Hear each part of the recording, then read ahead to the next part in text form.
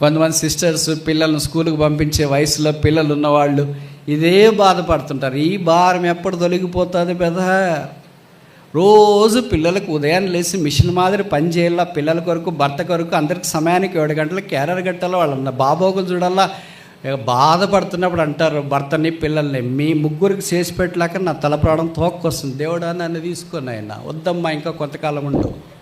కొంతమంది రోగాలతో మూలుగుతున్నారు, కొంతమంది అప్పులతో మూలుగుతున్నారు, కొంతమంది ఇబ్బందులతో మూలుగుతున్నారు, కష్టాలతో మూలుగుతున్నారు. భర్త వల్ల సమస్యలు, భార్య వల్ల సమస్యలు, పిల్లల వల్ల సమస్యలు, సేవకుల వల్ల సమస్యలు, బోధకుల వల్ల సమస్యలు, సంఘాల వల్ల సమస్యలు, ఇలా రకరకాల సమస్యలతో సృష్టి మూలుగుతుందంట. యెషయా ప్రవక్త దైవ దర్శనం వల్ల దేవోక్తి నుండి దేవుని ప్రజలైన ఇశ్రాయేలీలకు, యూదులకు యేసుక్రీస్తు ప్రభువును గురించిన అనేక సంగతులు, మర్మాలు బయలుపరిచాడన్న సంగతి యెషయా గ్రంథం నిలువెత్తటి నిర్వచనం. ఇది అసమానమైన పుస్తకం, ఇది అసమానమైన పుస్తకం అని తెలియజేయటానికి కారణాలు మీ గమనానికి నేను తీసుకురావాలని కోరుతున్నాను. ఇవి ఈ పుస్తకంలో మాత్రమే కనిపిస్తాయి. ఇంకా బైబిల్లో వేరే పుస్తకాల్లో అంత విరివిగా కనపడదు. ముఖ్యంగా పాత నిబంధనలో అంటే తప్పు కాదేమో. దాంట్లో మొదటిది the first and only mention of seraphims. సెరాపులు మహాదూతలు అని రాశారు కదా 6వ అధ్యాయంలో. ఆ సెరాపులు బైబిల్లో ఇక్కడ తప్ప ఇంకెక్కడ కనపడరు. కెరూబులు కనిపిస్తున్నారు, దేవదూతలు కనిపిస్తున్నారు, ప్రధాన దూతలు కనిపిస్తున్నారు, కానీ సెరాపులు కనపడరు. ఇక్కడే కనిపిస్తున్నారు. వాళ్ళు ఎక్కడున్నారు అని అంటే మందిరంలో ఉన్నారు. యెషయా గ్రంథం 6వ అధ్యాయము దేవుని మందిరాన్ని మనకు జ్ఞాపకం చేస్తున్న సంగతి. సెరాపులు అంటే అర్థం ఏంటంటే బర్నింగ్ వన్స్, మండే వాళ్ళు అని. దేవుని మందిర ఆవరణంలో యేసుప్రభు వారి కొరకు మనం కూడా అలాగుండాలి. ఎలాగా? సెరాపుల వలె మండేవారిగా ఉండాలి. విషాదం ఏంటంటే మంట ఆరిపోయింది, చల్లారిపోయింది. బహుశా అక్కడ శరాబులుగా మనము జీవించట్లేదంటే తప్పు కాదేమో. రెండవది, పాత నిబంధన అంతట్లో ఇక్కడ మాత్రమే tri holiness of Jesus is mention. యేసు ప్రభు యొక్క 3 అంతల పరిశుద్ధత 6వ అధ్యాయం యెషయా గ్రంథంలో ఉంది కదా. ఆయన పరిశుద్ధుడు, పరిశుద్ధుడు, పరిశుద్ధుడు అనే 3 అంతల మాట మనకి ఇక్కడ కనిపిస్తాయి. బైబిల్ ఈ పదం 2 సార్లే ఉంది. పాత నిబంధన యెషయా 6లో ఉంది. కొత్త నిబంధన ప్రకటన గ్రంథం 4వ అధ్యాయం 8వ వచనంలో ఈ మాట మనకు కనిపిస్తుంది. ఇంకా బైబిల్లో యేసుప్రభు వారు పరిశుద్ధుడు లేదా యెహోవా పరిశుద్ధుడు అని రాశారు, కానీ ఒకే దగ్గరే పరిశుద్ధుడు, పరిశుద్ధుడు, పరిశుద్ధుడు అని 3 సందర్భాల్లో పలికింది పాత నిబంధనలో ఇక్కడ మాత్రమే. 3వ సంగతి, మొదట మన స్నేహితుని గురించి ఇక్కడే రాసినారు. ఎవరు ఆ స్నేహితుడు? మీకు కాదు కదా, ప్రభుకు స్తోత్రాలు. ఎవరు ఆ స్నేహితుడు?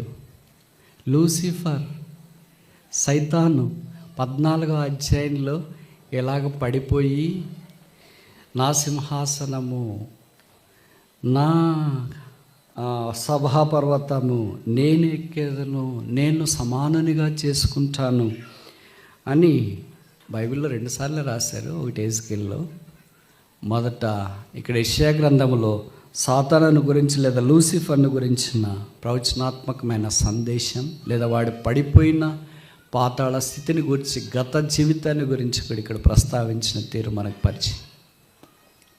ఆ తర్వాత 4వది, ఇక్కడ మాత్రమే యేసుక్రీస్తు ప్రభువుల వారు రాబోతున్నాడు, కట్టబోతున్నాడు అనేది సూచాయిగా ఒక రాజును మనకు జ్ఞాపకం చేస్తున్నాడు. ఆ రాజు పుట్టక మునిపే ఆయన పేరు ఇక్కడ రాశారు. ఆ రాజు పేరే సైరస్ కోరెషు. ఇప్పుడు కొన్ని ప్రశ్నలు అడుగుతా, జవాబు చెప్పండి. అంటే మీరు చెప్పరని కాదు, మీరు చెప్తారు. నిద్రపోకుండా, అలసిపోకుండా మీ మనస్సు వాక్యం మీద కేంద్రీకరింప చేయటానికి ఇది ఒక చిరు ప్రయత్నం. బైబిల్లో దేవుడు కొంతమంది మగవారును లేదా మగబిడ్డ పుట్టక మునిపే పేర్లు పెట్టినాడు. అలాంటి వాళ్ళు ఎంతమంది? పాత నిబంధనలో ఎంతమంది? కొత్త నిబంధనలో ఎంతమంది? పుట్టక మునిపే, పుట్టిన తర్వాత కాదు. ఇప్పుడు యేసుక్రీస్తు ప్రభువు ఉన్నాడు అనుకోండి, మత్తయి సువార్తలో మనం చూస్తాం, తన ప్రజలైన వారి పాపముల నుండి ఆయనే రక్షించిన కనుక ఆయనకు యేసు అను పేరు మొదటి అధ్యాయంలో ఉంది. కనుక ఆయన పుట్టిన సంగతులన్నీ 2వ అధ్యాయంలో గ్రంథస్థం చేయబడ్డాయి. అలా కొంతమందిని పుట్టక మునిపే యేసు ప్రభువారు లేదా దేవుడు పేర్లు పెట్టాడు. అలాంటి వాళ్ళు ఎంతమంది ఉన్నారు? పాత నిబంధనలు ఎంతమంది? కొత్త నిబంధనలు ఎంతమంది? మొదటి ఎవరు, చివరెవరు? సరే, మీరేం చెప్పరు కదా, నేనే చెప్పడానికి ప్రయత్నం చేస్తా. అలాంటి వాళ్ళు, ఇది ఎందుకు అడిగానంటే, అలాంటి వాళ్ళలో ఒక రాజు కోరేషు. ఆయన అప్పుడు పుట్టలేదు. యెషయా గ్రంథంలో ఆయన గురించి చెప్పబడిన సంగతులు పుట్టక మునిపే దేవుడు ఆ రాజు పేరు చెప్పాడు. ఆయన రాజ్యాన్ని గురించి కూడా చెప్పాడు. ఆయన చేసే పనిని గురించి కూడా చెప్పాడు. బైబిల్లో రాశారు, ఆయన దేవుని చిత్తం అంతా జరిగించువాడు అని. అన్నీ రాసే, కానీ దేవుని చిత్తం అంతా జరిగించడానికి దేవుడు ఆయన వాడుకున్నట్లు ఈ యెషయా గ్రంథంలో మనం గమనిస్తున్నాం. 5వది ఆఖరిది. బైబిల్ ఇమ్మాన్యుయేల్ అనే పదం 2 సార్లు రాసినారు.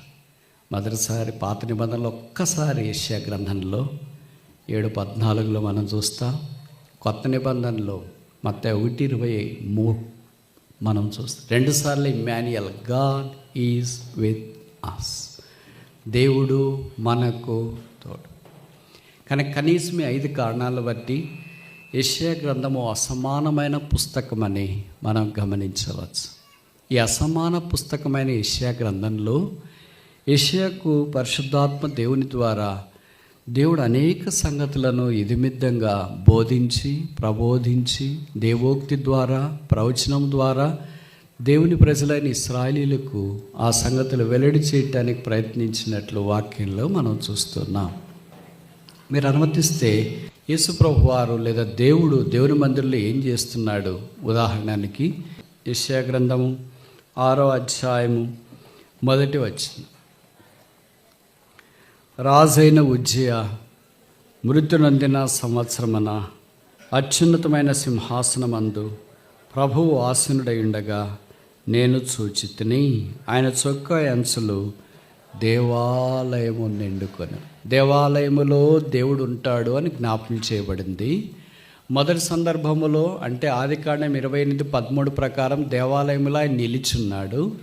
ఈ సందర్భములో యెషయా గ్రంథం 6వ అధ్యాయములో దేవాలయములో ఆయన సింహాసనం మీద ఆసీనుడై ఉన్నాడు. కనుక దేవుని మందిరానికి ఎందుకు రావాలా, ఎందుకు వెళతారు అని వేరే వాళ్ళు చెప్తే మీరు రకరకాలైన కారణాలు చెప్తూ ఉంటారు కదా. వాళ్ళు కూడా రకరకాలైన కారణాలు చెప్తారు. మిమ్మల్ని మందిరానికి ఎందుకు పిలుస్తున్నారంటే మీ డబ్బులన్నీ వసూలు చేయటానికి పిలుస్తున్నారు అని చెప్తుంటారు. ఇలాగ ఈ కారణాలన్నీ భౌతికమైన వారు చెప్పేది. బైబిల్ ఏం రాసినారంటే దేవుని మందిరంలో దేవుడు సింహాసనాసీనుడై ఉన్నాడు. కనుక సింహాసనాసీనుడైన ప్రభువును చూడటానికి వెళుతూ ఉన్నాము.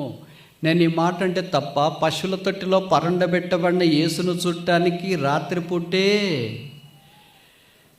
యెరూషలేముకు అల్లంత దూరాన బెత్లెహేము అడవుల్లో గొర్రెలు మేపుతున్న గొర్రెల కాపర్లు వచ్చి చూచారు. ఇంటిలో 2 సంవత్సరాల బాలుడుగా ఉన్నప్పుడు యేసును చూడటానికి తూర్పు దేశపు జ్ఞానులు వచ్చి చూచారు. యేసు ప్రభువారు ఈ లోకాన్ని విడిచిపెట్టబడటానికి సిద్ధంగా ఉన్నప్పుడు గ్రీసు దేశపు జ్ఞానులు వచ్చి మేము యేసును చూడగోల్చున్నామన్నారు. యేసుక్రీస్తు ప్రభువారు శిలువ మీదకి వెళ్ళక మునుపు ఏ రోజు యేసును చాలా రోజుల నుండి చూడగోరెను, వినగోరెనని బైబిల్లో రాశారు. యేసుక్రీస్తు ప్రభువారు శిలువ మీద వేలాడదీయబడిన తర్వాత ఆయనను చూచి ఆ సైన్యాధిపతి ఆశ్చర్యపడ్డాడు. యేసు సమాధిలో నుండి తిరిగి లేచిన తర్వాత వాక్యంలో చెప్పబడుతూ వచ్చింది, ఆయన లేచి ఉన్నాడు, ఈజ్ రిజన్. మగ్దలేని మరి ఆయన చూచింది. ఇప్పుడు రోజులు గడిచే కొలది కొత్త నిబంధన కాలంలో సింహాసనాసీనుడైన ఆ ప్రభువును మనం చూడాలని దేవుడు కోరుతున్నాడు. మన మందిరంలో దేన్ని చూడటానికి వస్తున్నాం? దేని కొరకు వస్తున్నాము?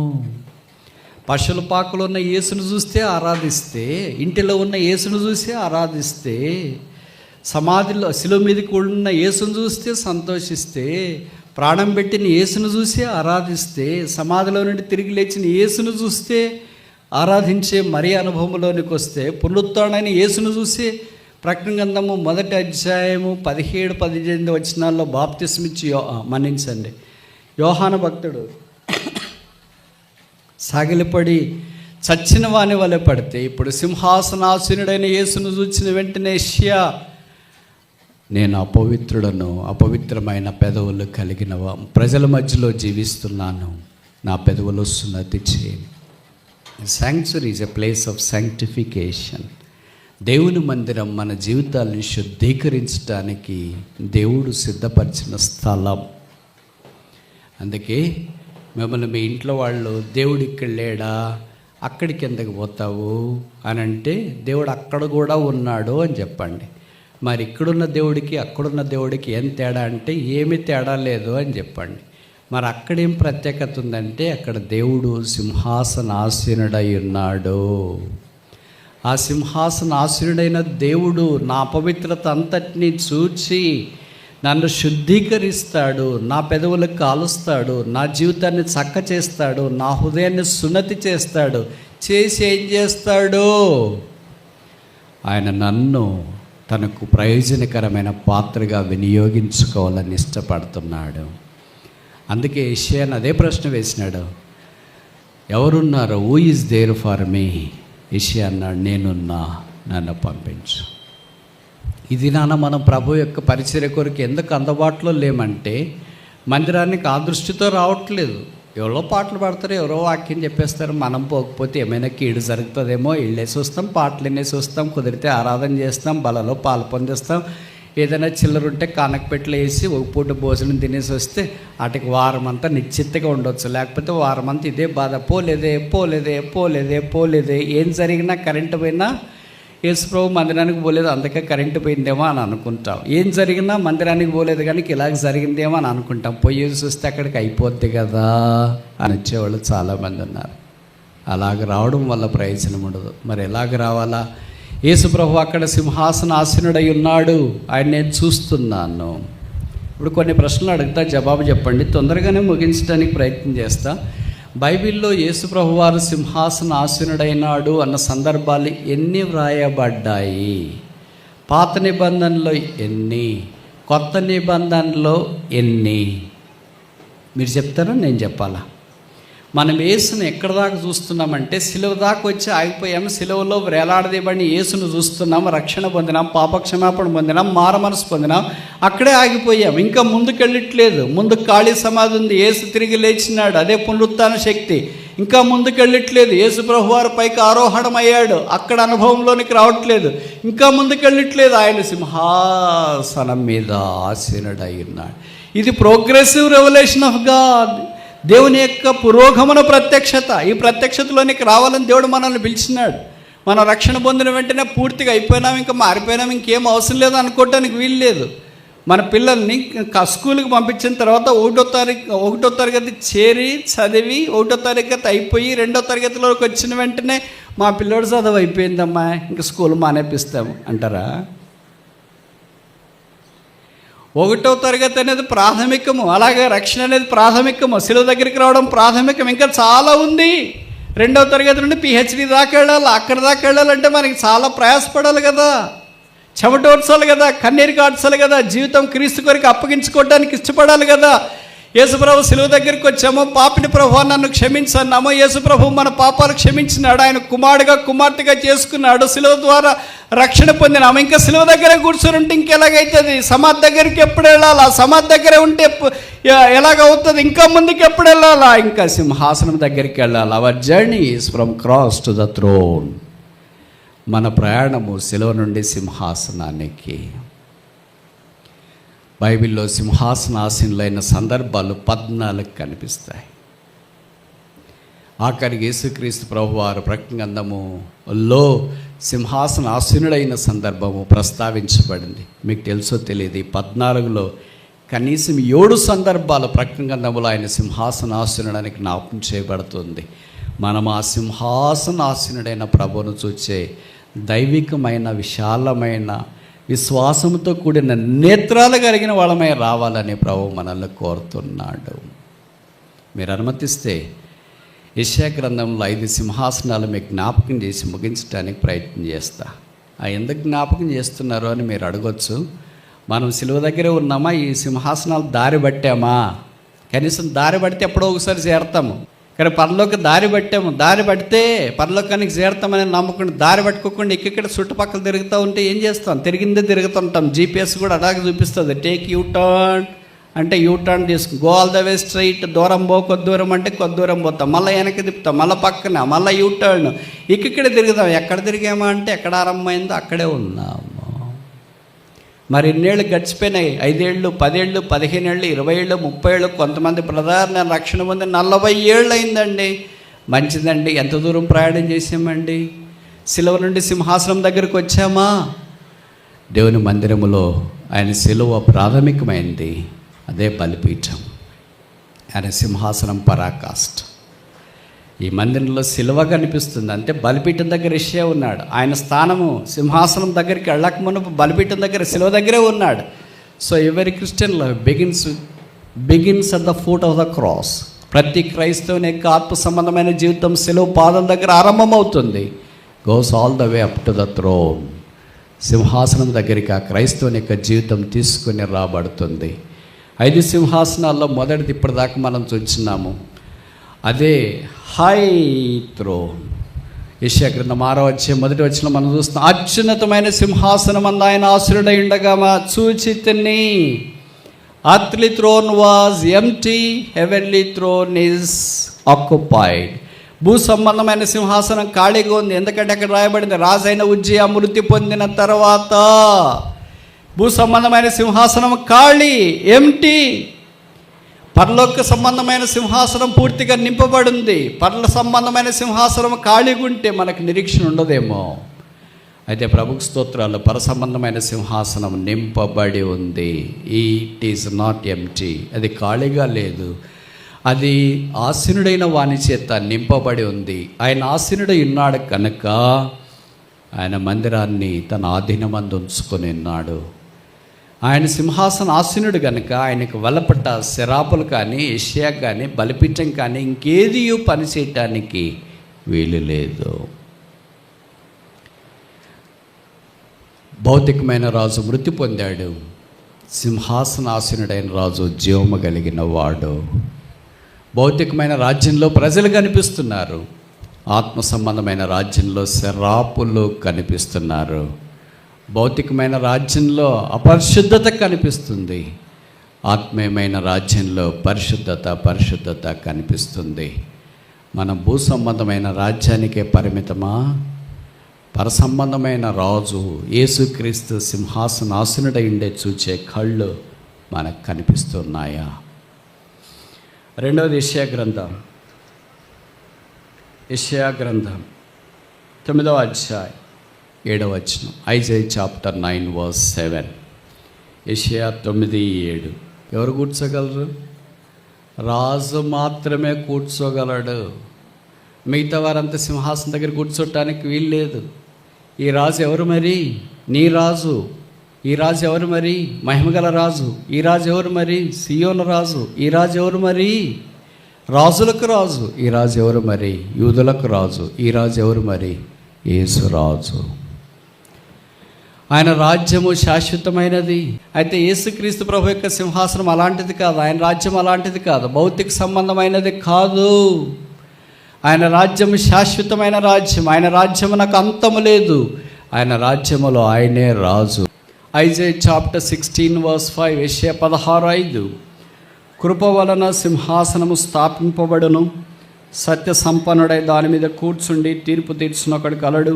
అందుకే ఎస్తేరు మనకు తెలుసు కదా, రాణైన తర్వాత దావీదు యొక్క రాజు యొక్క అంతఃపురంలోనికి ప్రవేశించడానికి కొంత సందేహించినప్పటికీ ఆమె చెప్పింది, if I perish but I go to the presence of king. నేను నశిస్తా, కానీ నేను రాజు దగ్గరికి వెళ్తా. రాజు దగ్గరికి వస్తే తిరిగి వస్తామని నమ్మకం లేదు.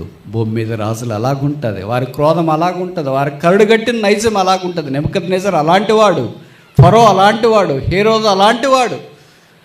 అందుకే ఇష్టానుసారంగా వారి జీవితాల్లో వారు కొనసాగిస్తూ వచ్చినారు. అయితే ఈ రాజు కృపగలవాడు. దేవుని యొక్క వాక్యం హెబ్రీ 4:16 అనుకుంటా, కృపాసనము అని చెప్పబడింది. Throne of grace. ఆ కృపాసనము దగ్గరికి కనికరించబడటానికి, సమయోచితమైన సహాయం పొందడానికి ఎప్పుడైనా మనం రావచ్చు, వెళ్ళొచ్చు అని దేవుడు మనకు జ్ఞాపకం చేస్తూ వచ్చినాడు. ఆ కారణాన ఎట్టి పరిస్థితుల్లో ఉన్నా, ఏ స్థలంలో ఉన్నా, పొలంలో ఉన్నా, ఇంటిలో ఉన్నా, మందిరంలో ఉన్నా, మన పనిపాట్లలో నిమగ్నమై ఉన్నా, ప్రయాణంలో ఉన్నా, పడకల మీద ఉన్నా, హాస్పిటల్ ఐసీయూలో ఉన్నా, ప్రార్థన కృపాసింహాసనానికి తాకేటట్లుగా చేసే అవకాశం ఈ రాజు దగ్గర ప్రవేశం ఉంది. సాధారణంగా లోకంలో మనం చూస్తాం కదా, సంప్రదించు వేళలు అని రాసింటారు. డాక్టర్ దగ్గరికి వెళ్ళాలంటే ఎప్పుడు వెళ్తే అప్పుడు కుదరదు, రానీరు. మనకంటే పెద్ద ఆఫీసర్ దగ్గరికి వెళ్ళాలంటే ఎప్పుడు వెళ్తే అప్పుడు వాళ్ళు రానీరు. రాజకీయ నాయకులను సంప్రదించాలంటే ఎప్పుడు వెళ్తే అప్పుడు రానీరు. ప్రతి వారికి సంప్రదించే వేళలు, కన్సల్టింగ్ అవర్స్, ఆ సమయంలో వెళితేనే వాళ్ళు మనవాళ్ళు పలకరిస్తారు, లేకపోతే మనం చెప్పింది వాళ్ళు వింటారు. ఆ తర్వాత చేస్తారా లేదనేది వేరే విషయం. మనం వారిని కలవటానికే కన్సల్టింగ్ అవర్స్ ఉంటుంది. అయితే ఒక చిన్న ఉద్యోగిని మనకంటే పై వారిని కలవటానికే కన్సల్టింగ్ అవర్స్, సంప్రదించవలసిన వేళలుంటే రాజాది రాజు, ప్రభులకు ప్రభు, మహాదేవుడైన యేసుక్రీస్తు ప్రభు వారిని సంప్రదించడానికి వేళలేంటి, సమయాలేంటి, వేళ పాళ లేదు. ఎప్పుడైనా ఎక్కడైనా ఎలాంటి పరిస్థితుల్లోనైనా ఎవరైనా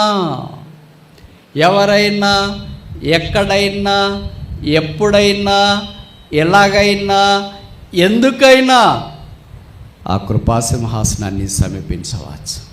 ఆయన అందరికీ అందుబాటులో ఉన్న దేవుడని వాక్యం ద్వారా మనకు జ్ఞాపకం చేయబడుతూ వచ్చింది.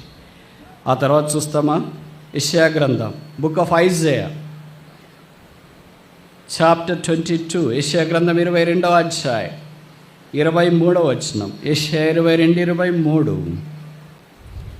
దిట్టమైన చోట మేకు కొట్టినట్లు నేను అతన్ని స్థిరపరిచేదను, అతడు తన పితరుల కుటుంబమునకు మాన్యత గల సింహాసనముగా నుండును. మాన్యత, ఎప్పుడన్నా తెలుగు పదం మీరు విన్నారా? బహుశా చాలా సందర్భాల్లో మీరు వినలేదేమో. ఈ మాన్యత అనేది మనకి దేన్ని జ్ఞాపకం చేస్తుందంటే మహిమను జ్ఞాపకం చేస్తుంది. ఇంగ్లీష్ బైబిల్లో రాశారు గ్లోరియస్ థ్రోన్, మహిమ గల సింహాసనం. యేసుక్రీస్తు ప్రభువారే ఆ మహిమా నిరీక్షణ ఉన్నాడు. ఇప్పటిదాకా 4 సింహాసనాలు చూసాం. మొదటిదేంటి? హై థ్రోన్, ఉన్నతమైన సింహాసనం. రెండవది ఏంటి? ముగిస్తాను, తొందరగా చెప్పండి, నాకు అర్థమవుతుంది మీకు కాన్సన్ట్రేషన్ చెదిరిపోయిందని. రెండవది ఏంటి? ఏదో ఒకటి చెప్తారా?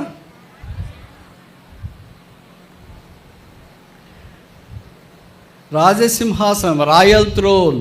మూడవది ఏంటి? మర్సిఫుల్ థ్రోన్, కృపగల సింహాసనం. నాలుగవది ఏంటి? ఇందాక చదువుకున్న వాక్యంలో రాయబడింది గ్లోరియస్ థ్రోన్, మాన్యత గల సింహాసనం. ఆయన సింహాసనాసనుడు అయితే నాకేంటి? అదే ఇప్పుడు ప్రశ్న. ఆయన సింహాసనాసనుడై ఉన్నాడు కనుక ఓ దినాన ఆయన విశ్వాసం ఉంచిన మనం కూడా ఆ సింహాసనంలో ఉండబోతున్నాము, ఆయనతో పాటు కూర్చుండబెట్టబడుతున్నాము. అది 1000 ఏండ్ల పరిపాలనలో ఆయన మరొకరికై సిద్ధపరిచిన భాగ్యంలోనికి మనం ప్రవేశిస్తున్నాం. అక్కడ ప్రవేశించాలంటే, ఆ సింహాసనం దగ్గరికి రావాలంటే భూమి మీద దేవాలయంలో ఉన్న ఆ సింహాసనాన్ని మనం చూడాలి కదా, ఆధ్యాత్మికమైన కళ్ళు కలిగి ఉండాలి కదా, ఆత్మ సంబంధమైన జీవితంలోనికి మనం రావాలి కదా. అందుకొరకే దాహం కలిగిన వారమై, దప్పి కలిగిన వారమై, క్రీస్తు కొరకై మంచి రానవారుగా, క్రీస్తు యొక్క శిష్యులుగా, అనుచరులుగా ఉండాలని దేవుని యొక్క ఉద్దేశం. ఇప్పుడు నేను ఒక చిన్న మాట అడుగుతా, జవాబు చెప్తారా? నేను ఇంట్లో పుట్టాను, అడవిలో పెరిగాను, హతసాక్షి అయ్యాను, నా పేరేంటి? ఎందుకు ఇవన్నీ అడుగుతున్నానంటే, బాప్తిస్మా ఇచ్చి యోహాను, ఆయన ఇంట్లో పుట్టాడు, అడవిలో పెరిగాడు, యేసు ప్రభు వారి నామమును బట్టి హతసాక్షి అయ్యాడు. క్రీస్తు కొరకై మంచి క్రైస్తవునిగా లేదా క్రీస్తు కొరకై ముందు వెళ్ళిన వ్యక్తిగా మనకు కనిపిస్తున్నాడు. బహుశా పరలోక రాజ్యంలో సింహాసనానికి సమీపంలో వారు ఉంటారంటే తప్పు కాదేమో. ప్రభు మనల్ని కూడా అలాగే సిద్ధపరుస్తున్నాడు, అందుకే ఆయన నడిపిస్తున్నాడు. ఇంకొక ప్రశ్న అడుగుతా, జవాబు చెప్తారా? నాకు స్విచ్ లేదు కానీ కూలింగ్ ఉంటా, నాకు లైట్ బటన్ లేదు కానీ వెలుతురిస్తా, నా పేరేంటి?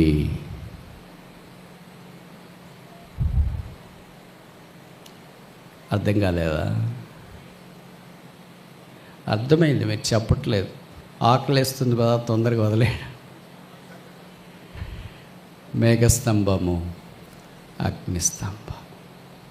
ఆ మేఘస్తంభమే యేసు, ఆ అగ్నిస్తంభమే యేసు. ఆ సింహాసనాసనుడైన ఆ యేసును మనం ఇంకా పరలోక రాజ్యంలో మేఘస్తంభముగా అగ్నిస్తంభముగా చూడము, సింహాసనాసనుడైన వానిగా మనం చూస్తాం. అందుకే ప్రకటన గ్రంథం 21:5 ఆఖరిగా చెప్పబడింది, సింహాసనాసనుడైన వాడు ఇలాగ సెలవిచ్చున్నాడు, behold I make all things new. ఇదిగో నేను సమస్తము నూతనమైనవిగా చేయించున్నాను. ఆయన సింహాసనం మీద సదాకాలం ఉండేవాడు, అన్ని నూతనంగా మన కొరకే సిద్ధపరిచేవాడు. ఓ దినాన భూమి మీద ఉన్న మనము యేసు ప్రభు కొరకు నమ్మకంగా జీవించగలిగితే, ప్రభు దినాన్ని రాబోతున్నాడు. సింహాసనం వదిలి సిలువ మీదకి వచ్చినవాడు ఇప్పుడు సింహాసనం వదిలి పరలోకాన్ని వదిలి మనల్ని తీసుకుని వెళ్ళేటి కొరకాయి మరలా వస్తున్నాడు. యోహాను సువార్తలో ఆయన అన్నాడు, నేను మరలా వచ్చి నా యొద్ద ఉండుటకు మిమ్మును తీసుకొని పోదును. ఆయన యొద్ద ఉండాలంట. మామూలుగా ఈ లోకంలో గొప్పవాళ్ళు ఉన్నారనుకోండి, మనం వాళ్ళ దగ్గరికి వెళితే వాళ్ళ ఇంటి దగ్గరికి రానియరు. వాళ్ళు మనల్ని విజిటింగ్ హాల్ అని ఒకటి ఉంటుంది. ఏ రాజకీయ నాయకులైనా ఏ గొప్పవాళ్ళైనా ఆ విజిటింగ్ హాల్లో మనల్ని కూర్చోబెడతారు. వాళ్ళు వచ్చిన తర్వాత మనతో మాట్లాడతారు. అవసరమైతే మనకు టీనో కాఫీనో ఇచ్చింటారు. మన అర్జీలో అవన్నీ మనం ఇచ్చేస్తాం. ఆ తర్వాత మన దాన్ని మనం వచ్చేస్తాం. యేసుప్రభు అలా కాదు. నేనుండు స్థలంలో మీరు కూడా ఉండలాగా. ఆయన సింహాసనం దగ్గర ఉంటే మనం కూడా ఆయనతో పాటు ఉంటాం. ఆయన ఎలాగుంటాడో మనం అలాగుంటాం. ఆయన మహిమలో మనం మహిమలో ఉంటాం. ఆయనను పోలి ఉంటాం. ఆయనను చూస్తూ ఉంటాం. ఆయన వలే ఉంటాం. ఈ భూ సంబంధమైన శరీరంలో నుండి మనం విడుదల పొంది ఆత్మ సంబంధమైన శరీరంలోనికి వస్తాం. అక్కడ దాహం లేదు. మీకు ఒక మంచి శుభ సమాచారం చెప్పన, అక్కడ వేసవి కాలం లేదు. బైబిల్లో రాయబడింది, అక్కడ సూర్యుడు లేడు, అక్కడ పొలాలు లేవు కనుక మిర్చి పంట లేదు, పొగాకు లేదు. గొర్రెపిల్లే దేవాలయము. పరలోక రాజ్యంలో మనం ఉండబోతున్నాము. ఆ రాజ్యములో రాత్రింబగాళ్ళు లేవు. ఎందుకంటే సూర్యుడే ఉంటేనే రాత్రింబగాళ్ళు, సూర్యుడు లేకపోతే రాత్రింబగాళ్ళు అలాగొస్తాయి. అలాగ లేదు. అక్కడ ఇలాంటి దీపాలు, టెంట్లు, డేరాలు ఏమీ లేవు. మనిషిని యొక్క బాధ, వేదన, కన్నీరు, కృంగుదల, అవమానము, హాస్పిటల్కి వెళ్ళాలా, కాలేజీలకు వెళ్ళాలా, పొలాలకు వెళ్ళాలా, లేదా పలానా పనికి వెళ్ళాలా అనే అవసరమే లేదు. టైం టేబులే అవసరం లేదు.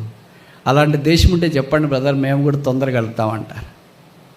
కొంతమంది సిస్టర్స్ పిల్లలను స్కూల్కి పంపించే వయసులో పిల్లలు ఉన్నవాళ్ళు ఇదే బాధపడుతుంటారు. ఈ భారం ఎప్పుడు తొలగిపోతుంది పెద్ద? రోజు పిల్లలకు ఉదయాన్నే లేచి మిషన్ మాదిరి పని చేయాలా, పిల్లల కొరకు, భర్త కొరకు, అందరికి సమయానికి 7 గంటలకు క్యారియర్ కట్టాలో, వాళ్ళ బాబోగులు చూడాలా.